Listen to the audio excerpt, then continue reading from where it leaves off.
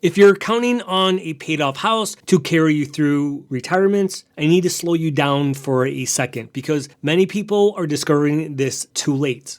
They did everything right. Mortgage paid off, no debt, solid home, and they are still struggling to afford it. After many years of helping homeowners through this messy situation, today I'm going to show you the 5 things that make owning a home in retirement far more expensive than most people expect.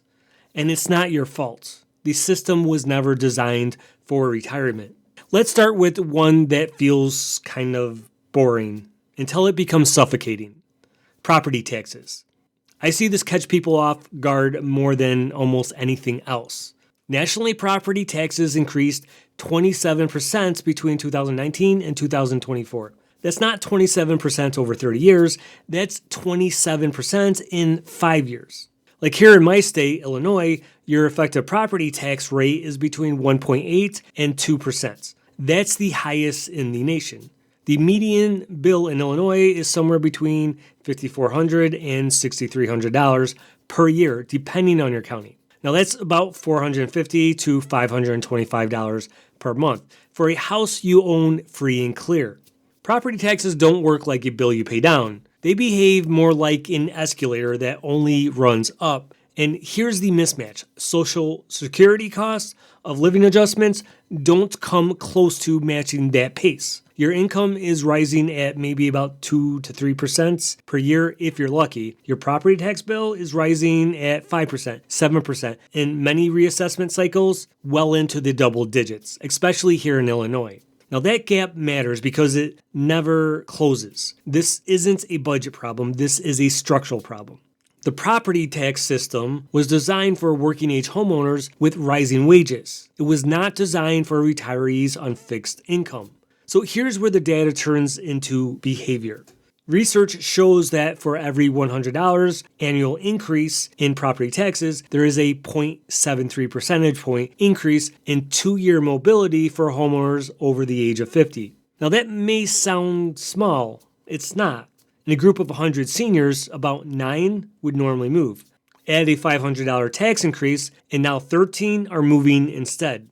That's not lifestyle decisions, that's pressure. And 20% of retirees say they struggle to pay their property taxes every year. 1 in 5. So that's property taxes. Predictable rising and quietly forcing decisions. But here's the cost that has become truly unimaginable in the last few years. This one is newer, and that's why it's catching people off guard. I've had more conversations about insurance in the last 2 years than in the previous 10 combined. Homeowners insurance is up 24% nationwide between 2021 and 2024. The national average right now is about $3,300 per year. But if you live in Florida, you're paying over $9,000 per year. That's not a typo. That's nearly 3 times the national average. And in some areas, like California, in wildfire zones, some homes are literally uninsurable. You can't get a policy at any price. Not expensive, just unavailable. Insurance used to be like a seatbelt. You hoped you never needed it, but you always had one. In some places, it's like a car manufacturer is deciding whether you are able to drive at all. And here's what makes insurance different from property taxes. Some states let you defer property taxes. Illinois has programs where you can push the payments down the road if you qualify. Insurance doesn't work that way. You can't defer it, you can't skip it, and you can't negotiate it. If you don't have insurance, you can't get a reverse mortgage. You can't get a home equity line of credit. And if you try to sell, most buyers need financing, and lenders require insurance. So no insurance means your home basically becomes unsellable. Not less valuable, unsellable. Climate risk used to be a line item on an insurance company's spreadsheet. Now it's a personal crash crisis for homeowners. An insurance company decides your house is too risky, and overnight, your biggest asset becomes your biggest liability.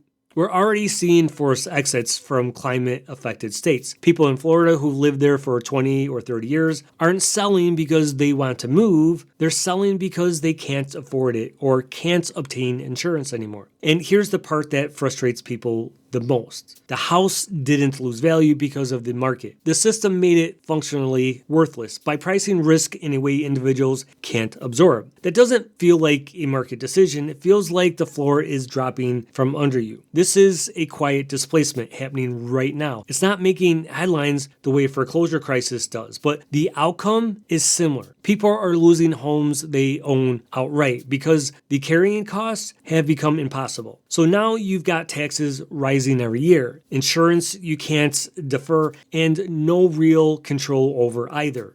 If that is not enough, the next problem is the one that usually finishes the job.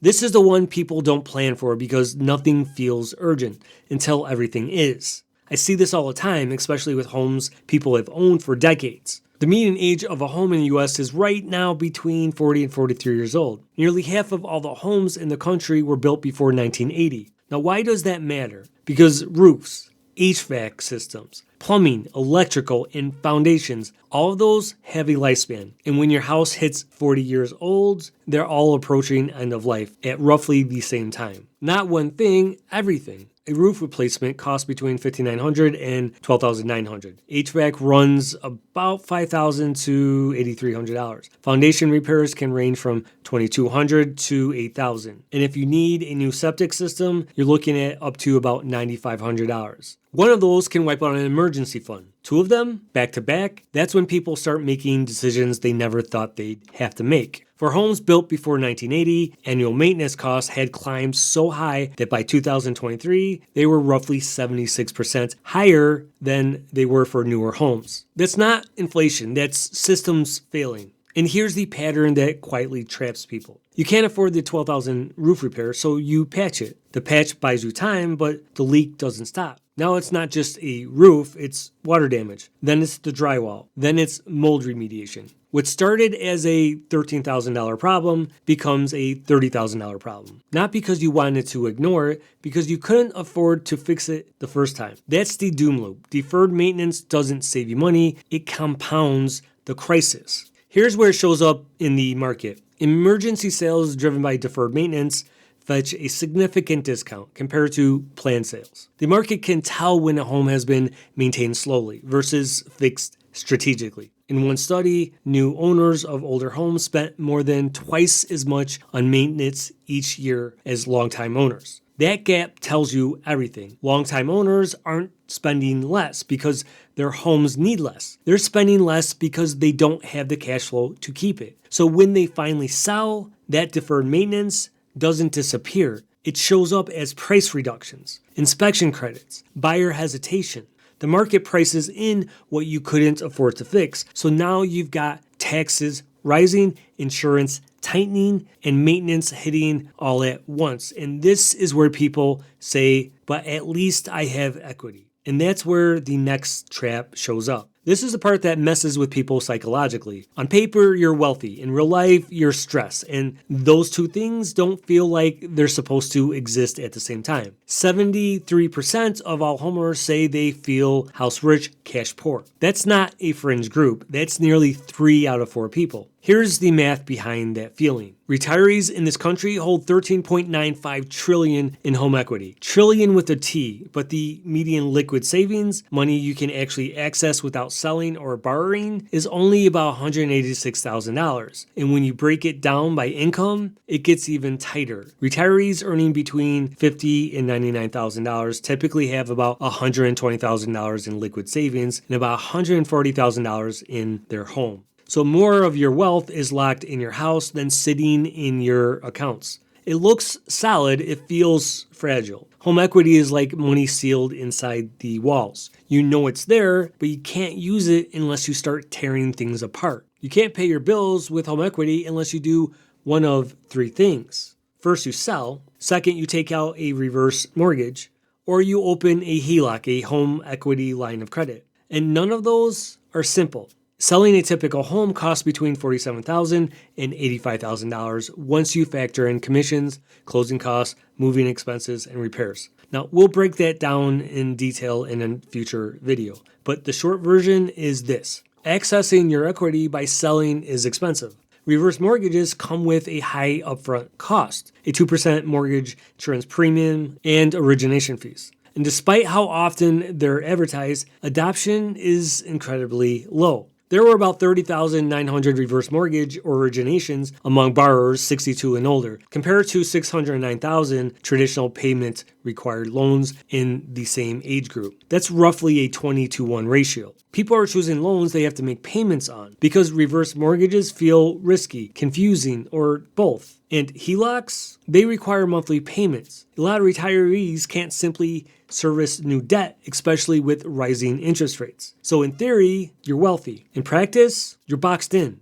Housing spending creates 5 times more volatility in retirement budgets than healthcare costs. That surprises people. Everyone worries about medical bills in retirement, and they should, but housing costs are a bigger destabilizer. And here's the larger consequence. Retirees in 41 states are projected to outlive their savings. The average shortfall is $115,000. Housing costs are a primary driver of that gap. Your money is still tied up. The house still drains your cash. And the asset that was supposed to be your safety net becomes the source of instability. So you can't easily tap into your equity without major costs or risks. And even if you wanted to sell and downsize to free up cash, there's one last trap that keeps people frozen in place. This last one doesn't feel like a cost at first. Feels like a good decision you made exactly at the right time. And that's what makes it so frustrating. Between 2021 and 2022, homeowner mobility dropped sharply. And according to one Fed-linked study, an estimated 44% of that drop was directly tied to mortgage rate lock-in. Here's what that means in plain terms. If you refinanced or bought during 2020 or 2021, you probably locked in a mortgage rate between 2.5% and 3.5%. Historically low, a smart move at the time. Now, mortgage rates are sitting between 6.5% and 8%, depending on the loan and the borrower. So even if you want to move, the math fights you hard.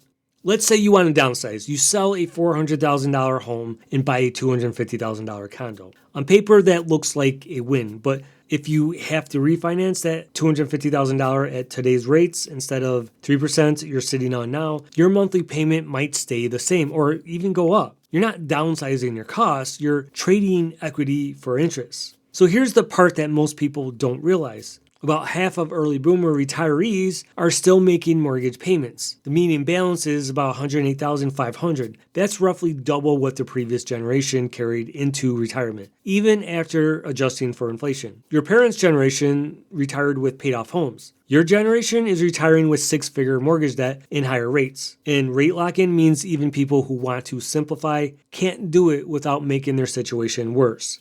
This isn't hesitation, it's math. The Federal Reserve didn't plan for this outcome. Rates were dropped aggressively to stabilize the economy during COVID. Then they were raised just as aggressively to fight inflation. The result is a housing market where people are financially glued to their homes. An estimate suggests empty nest boomers control roughly twice the share of 3+ bedroom homes compared with millennial families with kids. That imbalance is about preference. It's about constraints. People aren't staying because the house is perfect. They're staying because moving breaks the math. And this is where a prediction fell apart. In 2023, analysts talked about a silver tsunami of the boomer homes hitting the market. 30 million homes flooding inventory. It never happened. Boomers are still the largest share of buyers and sellers, but transaction volume stayed frozen. People want to move. They just can't afford to. So now you can see the full picture. 5 forces all pulling in the same direction. Let me tie this all together, and here's the part that matters. A paid-off home isn't actually free. Average non-mortgage housing costs run about $21,400 per year nationally. Property taxes are up 27% in 5 years. Insurance is up 24%. Maintenance costs on older homes jumped 76%. You're sitting on equity that's expensive or risky to access, and even downsizing can turn into a lateral move because